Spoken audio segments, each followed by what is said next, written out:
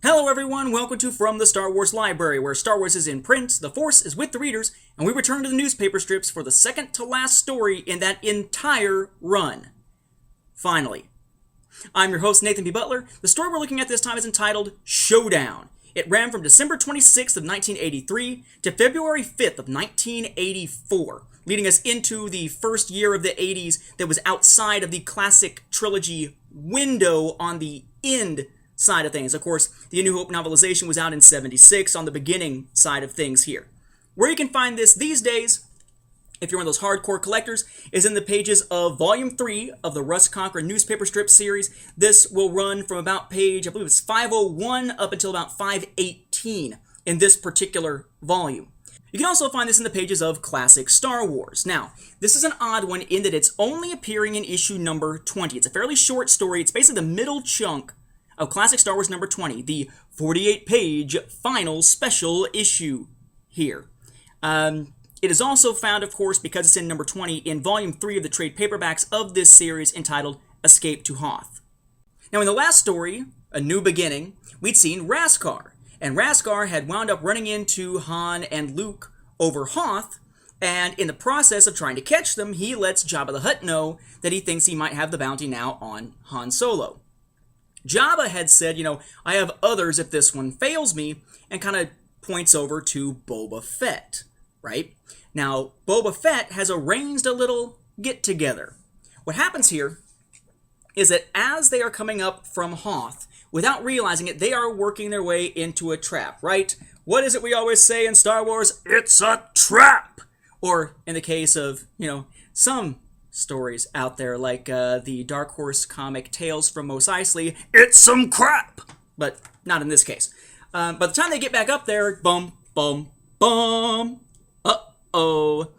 Boba Fett has sent a little greeting party there and captured Raskar's ship, thereby capturing Raskar and Han and Luke, etc., etc. Some of his own devious planning is now working against Raskar and his men. Now, this group consists of, Boba Fett's the one organizing it, but he's not actually there yet. This group consists of some of our more familiar characters at this point.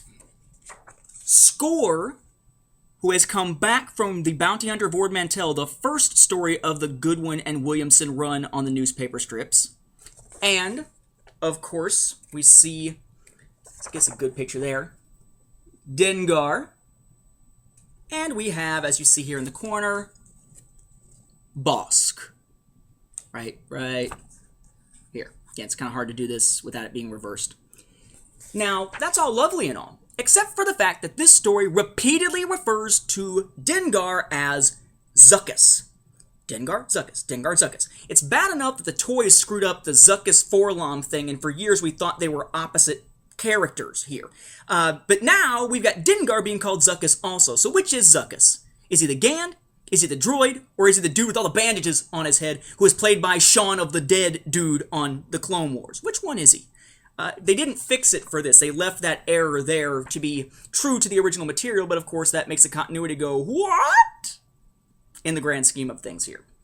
Now, aboard Raskar's ship, which is now not really Raskar's ship anymore, Chewbacca and Han and Luke are locked up. Yes, Chewbacca's been there, but he's not a primary character throughout at this point.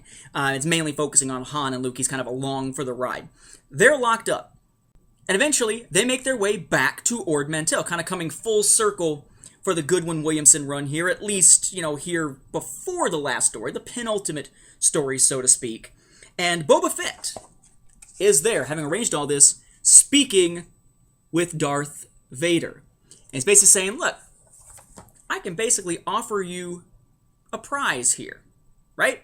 I can satisfy Jabba, I can satisfy you, because see, I'm here to get Han Solo, to take him to Jabba the Hutt, but he just happened to have been with Luke Skywalker, a man you're wanting, so I'll give Skywalker over to you. What do you say? I essentially get a double bounty on this plan, and I wasn't even really the one doing the dirty work because I sent some other bounty hunters out there to do it for a cut of the profits. Now, it's kind of interesting the interplay between those two. Vader says, "It is scarcely Imperial policy to deal with your kind, Fett." To which Fett replies, "I thought Darth Vader made his own policy, particularly when it concerns something he wants." Interesting.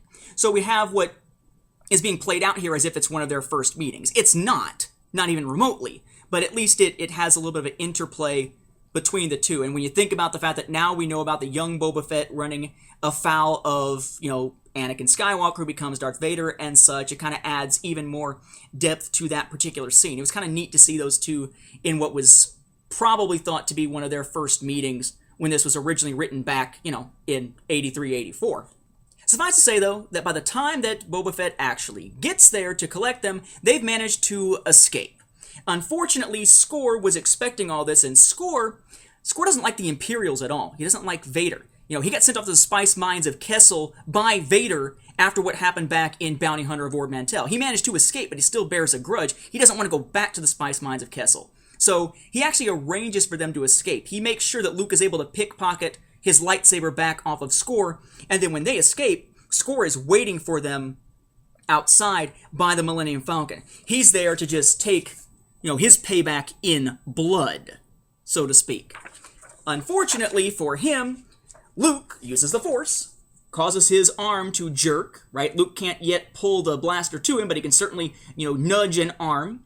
Score misses. Han tackles him to the ground. In the scuffle, they have that kind of a classic TV moment of, pew!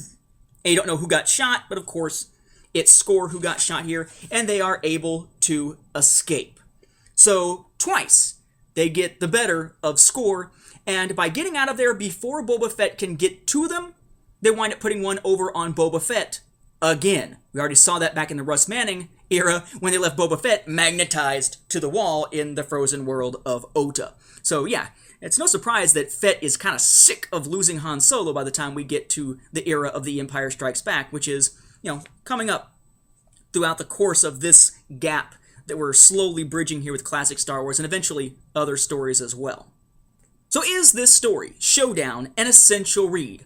Well, it's a nice end cap to what we saw beginning with the last storyline with Raskar and such, but beyond that, not all that great. They finally part ways as this story is ending and the next story is beginning.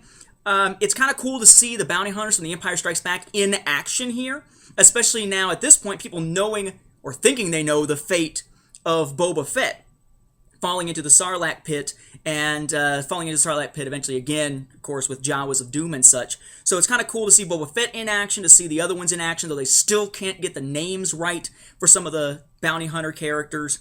It's a nice, kind of fast-paced, action-packed story. It's a good payoff for those who already read The Bounty Hunter of Ord Mantell, so they know about the whole thing with Score. They feel familiar with the character. It's a nice, again, it's sort of a nice coda. It's a nice, finishing the circle. The circle is now complete for this particular run of the newspaper strips, although not all the newspaper strips. It doesn't really tie into Manning stuff really at all.